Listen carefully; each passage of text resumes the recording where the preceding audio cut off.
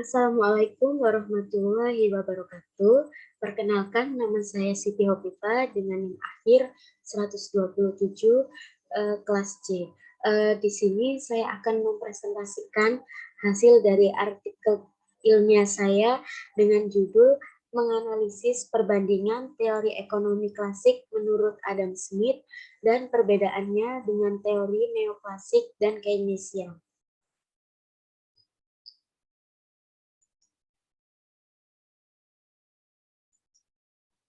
Yang pertama, biografi singkat Adam Smith. Sejarah pemikiran ekonomi klasik Adam Smith dikenal luas sebagai bapak ekonomi modern. Kontribusinya telah diakui membantu membentuk kembali subjek ekonomi pada jalur ilmiah. Ide-idenya mengenai ekonomi pasar dan peran negara dalam ekonomi meletakkan dasar-dasar sistem kapitalis modern. Sebagai anggota mazhab pemikiran ekonomi klasik, Smith seperti para ekonomi klasik lainnya menekankan pada pemikiran tentang bagaimana sistem pasar yang muncul selama transisi dari sistem feodal akan memenuhi kebutuhan baik produsen maupun konsumen. Selain menjadi ekonom, Smith terlebih dahulu dikenal sebagai seorang profesor filsafat moral. Salah satu karyanya, The Theory of Moral Sentiments, yang membahas tentang sifat alamiah manusia dan dunia. Karya Smith yang berjudul An Inquiry into the Nature and Cause of the Wealth of Nation, atau lebih sering disingkat menjadi The Wealth of Nation, telah membawa sudut pandang yang berbeda untuk mengantarkan ekonomi pada era baru. Buku ini mengakhiri doktrin merkantilisme yang mendominasi sistem ekonomi dan politik pada masa itu. Adam Smith memberikan cetak biru untuk model organisasi yang didasarkan pada sistem kebebasan sempurna. Kepemilikan pribadi dan pertukaran sukarela adalah fitur utama ekonomi kapitalis. Dalam hukum pasarnya, Smith mencoba menyelesaikan pertanyaan mendasar tentang bagaimana self-interest dan hasrat individu dapat diarahkan ke arah yang dapat membawa hasil yang bermanfaat bagi masyarakat secara keseluruhan. Selanjutnya, filosofi pemikiran ekonomi klasik menurut Adam Smith. Pemikiran ekonomi modern memiliki tonggak perkembangannya melalui pemikiran Adam Smith. Adam Smith adalah seorang filsuf berkebangsaan Skotlandia pada tahun 1723 sampai 1790. Dalam banyak buku disebutkan bahwa Adam Smith adalah tokoh ekonomi klasik. Karya monumentalnya adalah The Theory of Moral Sentiments pada tahun 1759 and An Inquiry into the Nature and Cause of the Wealth of Nation pada tahun 1776.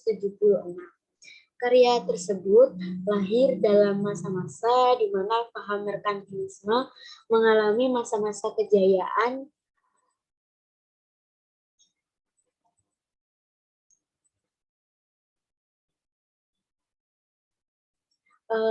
mengalami masa-masa kejayaannya di Eropa. Sebaliknya, paham merkantilisme tersebut membuat sengsara negara-negara di benua Afrika dan Asia. Di antara kedua karya seni tersebut, buku yang kedua yang kemudian lebih terkenal dengan The Wealth of Nation menjadi momentum migrasi pemikiran ekonomi dari merkantilisme ke ekonomi klasik. Sebagai sebuah kelaziman, munculnya sebuah teori senantiasa dilatar belakangi adanya kelemahan dan kefakiran yang ada pada teori sebelumnya. Sebagai sebuah kelaziman, munculnya sebuah teori senantiasa dilatar belakangi adanya kelemahan dan kefakiran yang ada pada teori sebelumnya. Kelemahan dan kefakiran ini juga dapat diartikan sebagai sudah tidak relevannya sebuah teori karena adanya progresivitas, gerak, dan tingkah laku manusia yang semakin dinamis. Dalam hal ini, apa yang dilakukan Smith pada dasarnya adalah melakukan kritik terhadap teori dan penerapan merkantilisme dalam kehidupan ekonomi.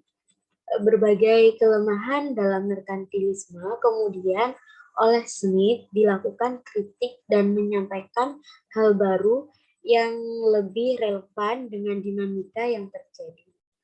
Dalam melakukan sebuah kajian mengenai sebuah pemikiran, maka mengacu pada pendapat Richard Rorty pada tahun 1984 terdapat 4 genre yang umumnya digunakan dalam historiografi of philosophy.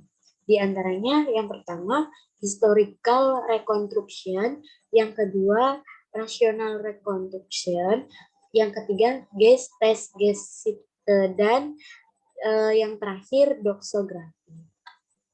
Genre ini umumnya digunakan untuk melakukan rekonstruksi ide-ide dan teori yang sudah ada dan kemudian menerapkannya dalam historiografi pada pengetahuan yang lain. Berkaitan dengan keempat genre tersebut, maka pendekatan historical reconstruction dapat dipandang yang relevan dilakukan guna untuk memaparkan kembali pemikiran-pemikiran Adam Smith tentang ekonomi. Dengan kata lain, kemakmuran masyarakat akan dapat tercapai manakala prinsip-prinsip di atas diterapkan dalam kegiatan ekonomi masyarakat. Kemakmuran yang tercapai didasarkan atas kepentingan pribadi yang dapat tercapai seluas-luasnya. Dalam hal ini, prinsip laissez-faire dalam bahasa Prancis, biarkan terjadi, biarkan berbuat, dan self-interest mengarahkan perilaku individu dalam memenuhi hasrat kebutuhannya. Laissez-faire dan self-interest tersebut dapat terrealisasikan dalam pemenuhan kebutuhan economic agent dengan ditopang adanya invisible hand yang terjadi. Kemakmuran yang tercapai terpresentasikan oleh munculnya kesepakatan antara economic agent yang terjadi di pasar. Dalam hal ini, keseimbangan merupakan output dari sebuah kesepakatan antara economic agent dalam menentukan besarnya insentif dan imbal balik. Insentif dan imbal balik ini dapat dipandang sebagai sesuatu yang sepadan sehingga melanggengkan proses transaksi dan keseimbangan yang terjadi. Menurut Smith, proses keseimbangan tersebut dapat terjadi melalui peran dari invisible hand dalam proses transaksi. Teori-teori ekonomi yang dikemukakan oleh Smith pada dasarnya menjadi fondasi bagi teori ekonomi mikro dan teori ekonomi makro. Selanjutnya, pemikiran Smith dalam ranah ekonomi. Dalam ranah ekonomi mikro, yang pertama adalah teori nilai tenaga kerja atau labor theory of value, dan yang kedua pembentukan harga atau price formation, dan yang terakhir keuntungan atau profit. Kemudian ranah ekonomi makro, yang pertama teori pembagian kerja atau division of labor theory, yang kedua pendapatan atau income, yang ketiga peranan modal atau the role of capital, yang ketiga pertumbuhan ekonomi atau economic growth, yang kelima distribusi atau distribution, dan yang terakhir mekanisme pasar atau market mekanisme. Selanjutnya, penyebab kenaikan konsumsi. Kenaikan konsumsi ini akan menyebabkan kekayaan bangsa menjadi semakin besar atau greater wealth of nation. Peningkatan kekayaan ini akan meningkatkan akumulasi modal, dan kenaikan akumulasi modal ini akan menyebabkan perubahan dalam pembagian kerja atau division of labor.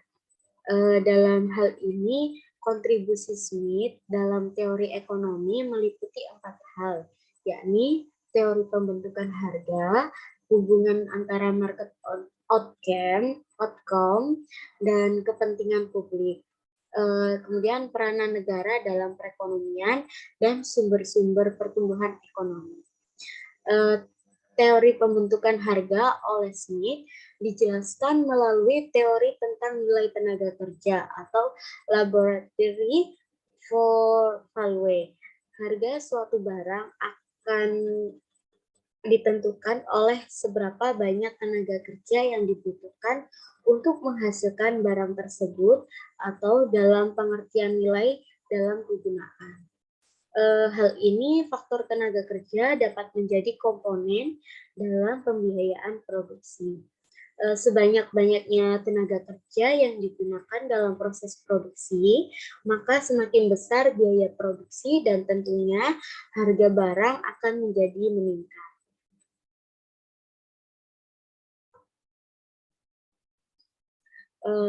Dalam perdagangan internasional, Smith memaparkan teorinya yang mendasari, yakni teori pembagian kerja atau division of labor theory.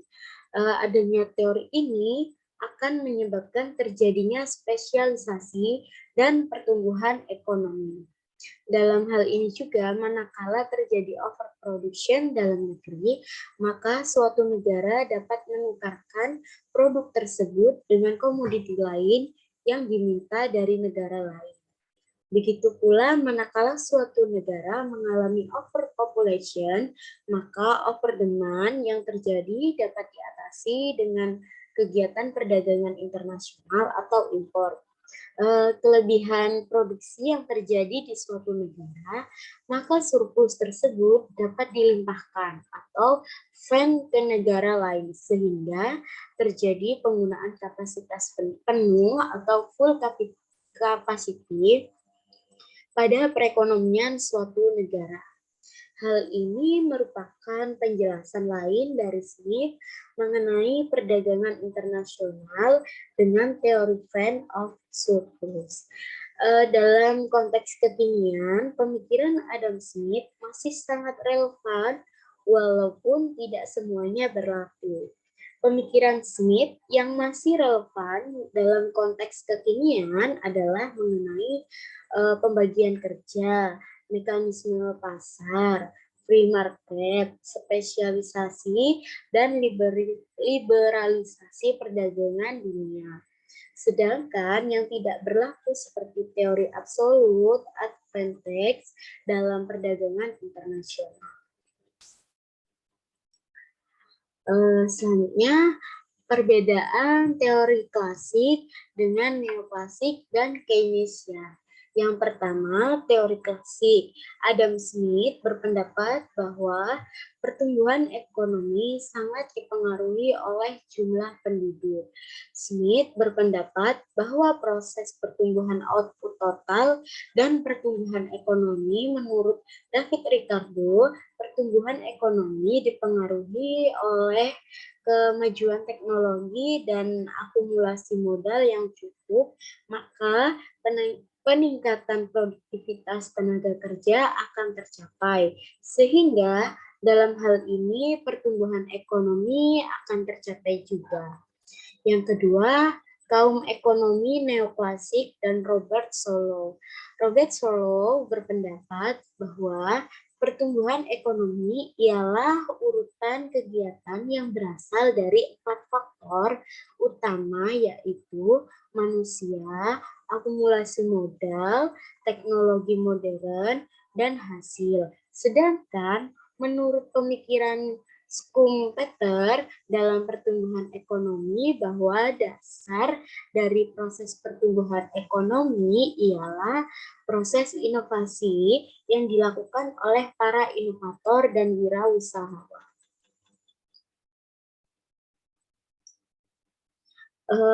Kaum klasik memfokuskan pertumbuhan penduduk terhadap pertumbuhan ekonomi, sedangkan aliran kaum neoklasik memfokuskan kemajuan teknologi dan peningkatan keahlian tenaga kerja terhadap pertumbuhan ekonomi.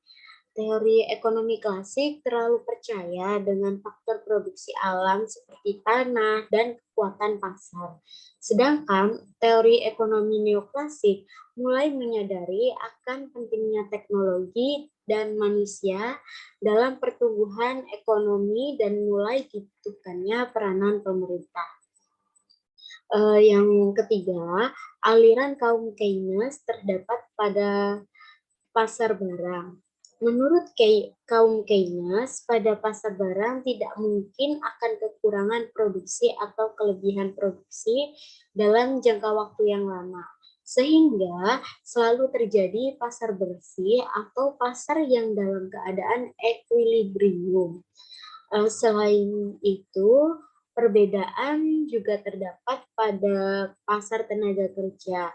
Dalam hal ini, kaum klasik menganggap bahwa di pasar tenaga kerja sama halnya di pasar barang. Apabila harga tenaga kerja atau upah cukup fleksibel, maka permintaan tenaga kerja selalu seimbang dengan penawaran tenaga kerja. Berbeda dengan Keynes, menurut kaum Keynes, pasar tenaga kerja jauh dari kata seimbang karena upah tidak pernah fleksibel. Sehingga permintaan dan penawaran juga hampir tidak pernah seimbang, sehingga juga pengangguran sering terjadi. Selanjutnya, perbedaan dari masing-masing teori menggambarkan beberapa indikator perbandingan teori. Yang pertama, perdagangan luar negeri. Yang kedua, penetapan upah. Yang ketiga, pembentukan harga. Yang keempat, pandangan terhadap inovasi. Dan yang terakhir, peranan pemerintah dalam ekonomi.